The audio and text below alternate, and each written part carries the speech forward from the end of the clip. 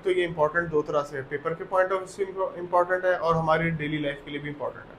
अच्छा, आज हमारे पास ना कुछ ब्लड प्रेशर के फिजियोलॉजिकल फीचर्स हैं, फिजियोलॉजिकल वेरिएशंस हैं, जिसकी वजह से जो है ब्लड प्रेशर आपका जो है वो वेरी करता है। वो इन केस ऑफ सिस्टोलिक और either in case of diastolic, दोनों केसेस में जो है वो वेरीफाई करता है। अब इसमें हमारे पास सबसे पहले है डायन्यूरल वेरिएशंस। डायन्यूरल वेरिएशंस का मतलब ये है कि जो आपका ब्लड प्रेशर है वो सोते वक्त कुछ और है, जागते वक्त कुछ और है, लेटे हुए डाउन है, जब आप खड़े होते हो तो आपका प्रेशर जो है वो अप एंड डाउन होता रहता है। इसी तरह जब आप मॉर्निंग फेज में होते हो तो मॉर्निंग में आपका ब्लड प्रेशर थोड़ा लो रहता है, as compare to in evening जो है आपका ब्लड प्रेशर जो है वो हाई होता है। ये थोड़ा सा एक है ब्लड प्रेशर की बात जो उसको समझने की जरूरत है।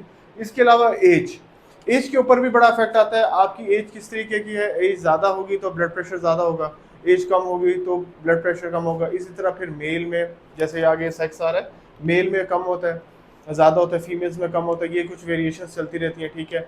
अच्छा, इसके अलावा हमारे पास बॉडी वेट, जितनी बॉडी का वजन ज़्यादा होगा, जितना वेट ज़्यादा होगा, उसका भी ब्लड प्रेशर ज़्यादा होगा। क्यों? क्योंकि उसके अंदर ब्लड वेसल्स की और ब्लड फ्लो ज़्यादा है, तो इसी वजह से उसका ब्लड का प्रेशर भी ज़्यादा होगा। तो हम ये कह सकते हैं कि इसमें ये बीपी का पेशेंट हो सकता है।